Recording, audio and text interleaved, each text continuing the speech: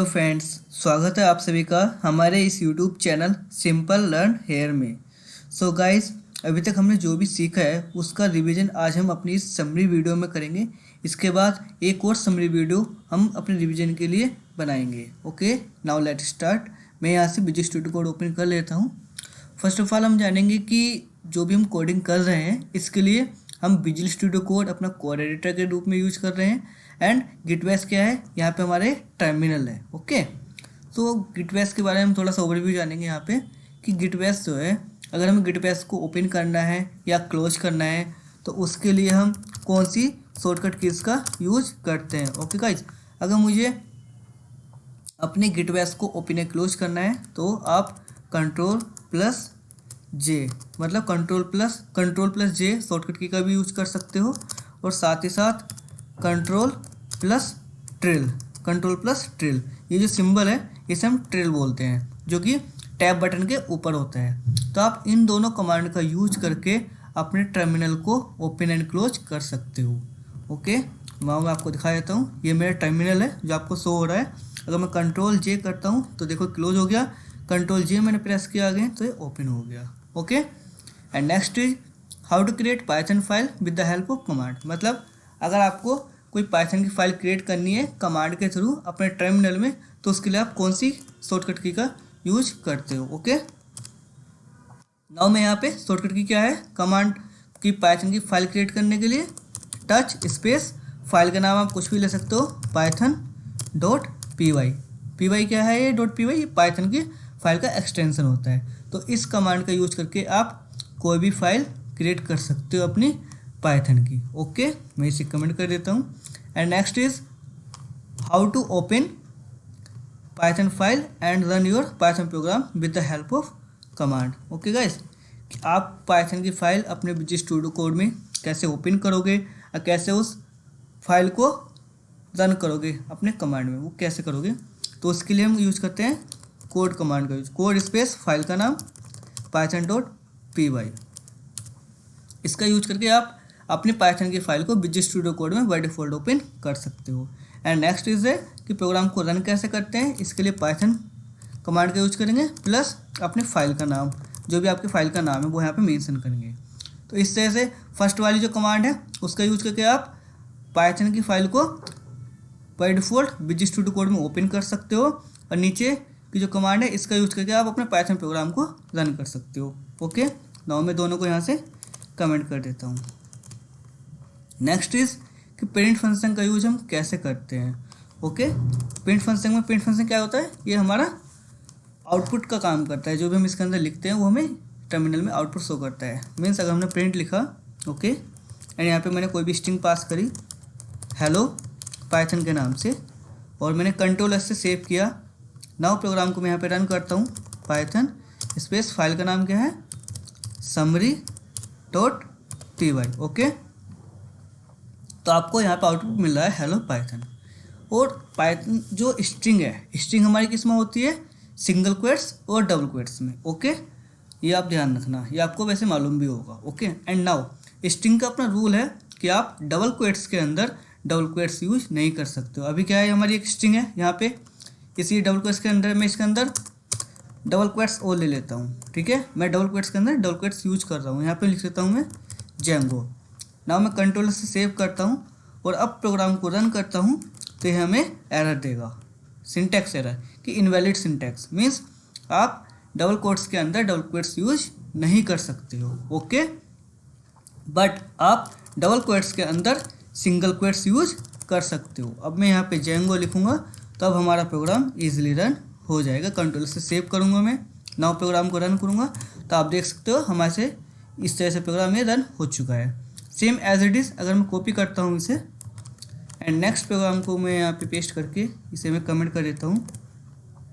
इस बार हम यूज करेंगे सिंगल कोट्स का। मैं यहाँ पे सिंगल कोट्स लेता हूँ, यहाँ पे लिखता हूँ हेलो पाइथन। ओके, अब मैं क्या कर रहा हूँ कि सिंगल कोट्स के अंदर सिंगल कोट्स यूज कर रहा हूँ। ठीक है, मैंने लिखा यहाँ पे जेंगो, तो अभी हमें एरर देगा क्योंकि हम सिंगल कोट्स के अंदर सिंगल कोट्स यूज नहीं कर सकते हैं, इनवैलिड सिंटैक्स। ओके, हम सिंगल कोट्स के अंदर डबल कोट्स यूज कर सकते हैं। ओके, मीन्स इसमें अपोजिट होता है कि आप सिंगल कोट्स के अंदर डबल कोट्स यूज कर सकते हो और डबल कोट्स के अंदर सिंगल कोट्स यूज कर सकते हो। Okay guys, and next is, अगर मैं कहता हूँ कि मुझे डबल कोट्स के अंदर डबल कोट्स यूज करना है तो कैसे करेंगे। मैं इसे ऐसे करता हूँ, न्यू लाइन से एक न्यू प्रिंट कराता हूँ, प्रिंट। ओके, मैंने यहाँ पे लिया स्ट्रिंग है इस बार ये डबल कोट्स में, hello Python. Okay, and space देखिए, अगर मुझे डबल कोट्स में प्रिंट करना है, मतलब डबल कोट्स के अंदर डबल कोट्स यूज करना है, तो इसके लिए मैं बैकस्लैश डबल कोट्स और यहाँ पे कोई भी नाम ले सकता हूँ, जेंगो, और बैकस्लैश डबल कोट्स। इस तरह से आप डबल कोट्स के अंदर डबल कोट्स यूज कर सकते हो। ना मैं प्रोग्राम को रन करूँगा तो कोई भी एरर नहीं आएगी। ओके, ऐसे ही आप सिंगल कोट्स का भी यूज कर सकते हो।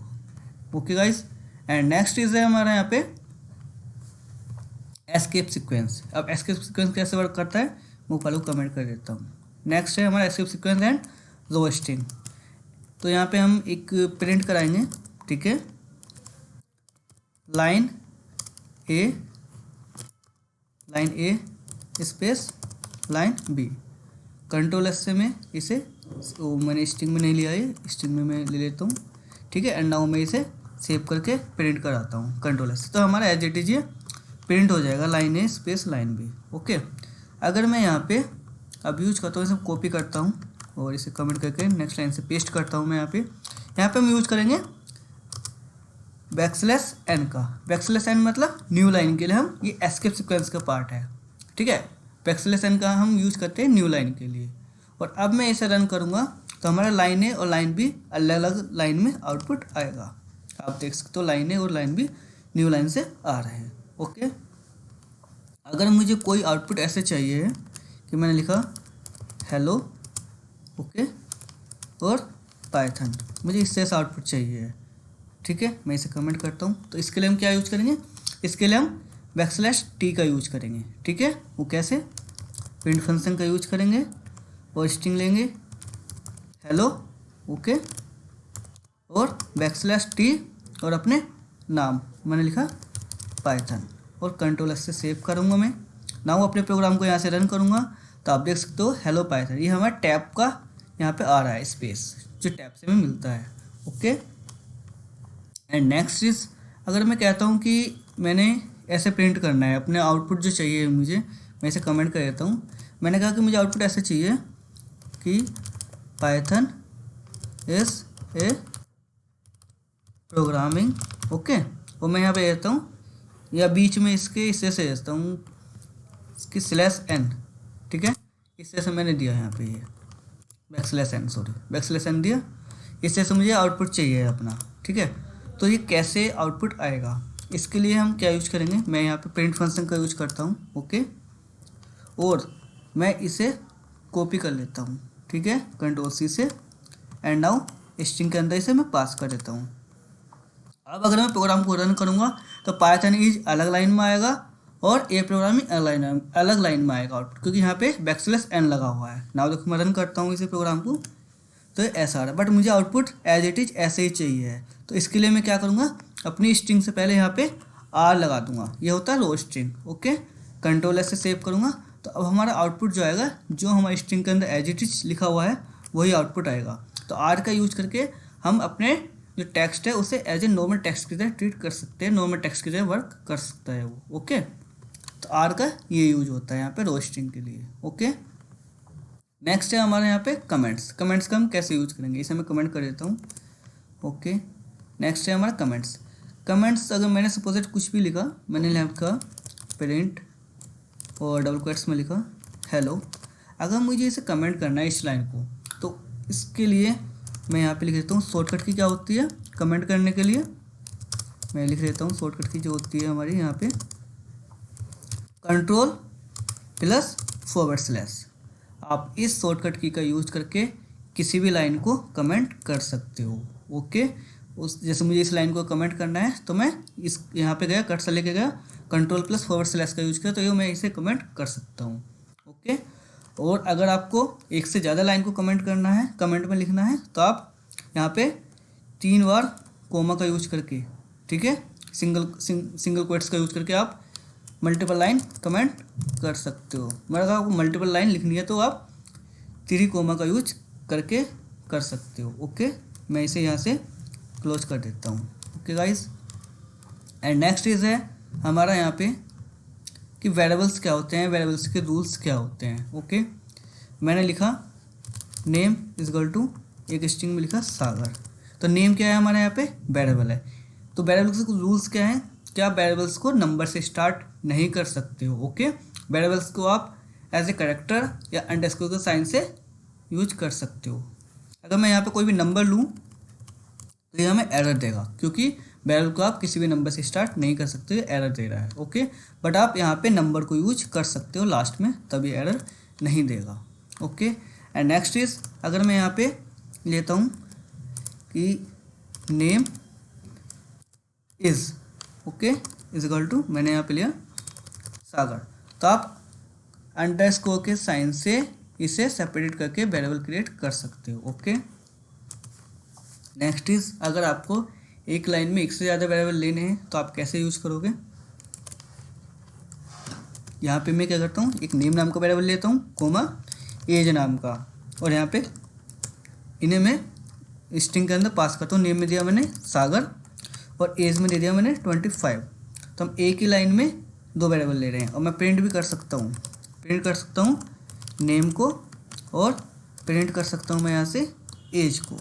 Okay guys, and now controller से सेव करता हूँ मैं और प्रोग्राम को रन करता हूँ, तो आप देख सकते हो कि नेम में सागर आ गया है और एज में 25। ओके, मैं इन्हें कमेंट कर देता हूँ। एंड नेक्स्ट इज है हमारा कैमल केस, स्नेक केस क्या होता है। कैमल केस में क्या होता है कि मैंने लिखा माई नेम इज ओके और सागर।